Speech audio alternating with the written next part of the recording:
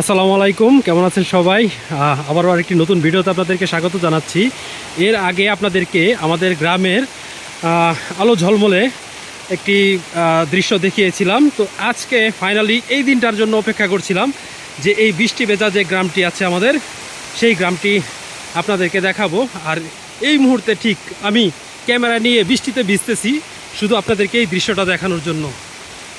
আকাশ অনেক কালো হয়ে আছে, যার কারণে ফুটেজটা একটু কালো দেখাচ্ছে।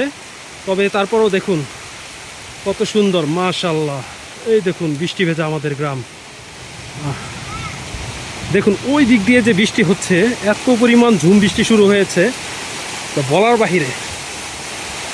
দেখুন প্লিজ, মানে গ্রাম সত্যি এই কারণেই সুন্দর। গ্রাম যে এতটা সুন্দর হয় আসলে আপনাদেরকে হয়তোবা আমি এই ক্যামেরার চোখে দেখিয়ে বোঝাতে পারছি না বাস্তবে যে কতটা সুন্দর লাগছে এই যে বৃষ্টিগুলো।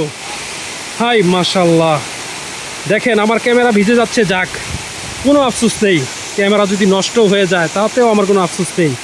এই মুহূর্ত ক্যাপচার করছি আপনাদেরকে দেখানোর জন্য। যদি ক্যামেরা নষ্ট না হয়ে যায় তাহলে আপনাদেরকে দেখাতে পারবো, আর যদি নষ্ট হয়ে যায় তাহলে তো আর কিছু করার নেই। দেখেন অবস্থাটা, ওই যে আমাদের পাশের যে প্রতিবেশীদের বাড়িগুলো আছে, দেখুন একেবারে মেঘে বৃষ্টিতে পুরোটাই একদম ঘিরে রেখেছে। হাই মাশাআল্লাহ মাশাআল্লাহ, দেখেন এইখানের যে দৃশ্যটা অসাধারণ। মানে আমার জীবনের সবচাইতে বৃষ্টির মধ্যে সবচাইতে ভালো একটি মুহূর্ত আজকে আমি ক্যাপচার করতে যাচ্ছি। আলহামদুলিল্লাহ, ভিউজ হোক বা না হোক আমার তাতে কোনো আফসোস নেই। এটা আমি ইউটিউবে দিব, ফেসবুকে দিব, ভিউজ হলে হবে, না হলে না হবে, কিন্তু এটা আমার জীবনের সবচাইতে সুন্দর বৃষ্টি দিনের একটি মুহূর্ত। ওয়াও!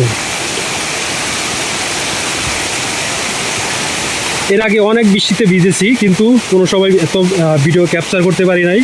হয়তো ভয় জেগেছে যে ক্যামেরা হয়তো নষ্ট হয়ে যাবে, ক্যামেরাতে পানি যাবে, কিন্তু আজকে আমার কোনো ভয় নেই, নষ্ট হলে হয়ে যাক, কিন্তু আজকের এই ভিডিও ক্যাপচার করতেই হবে।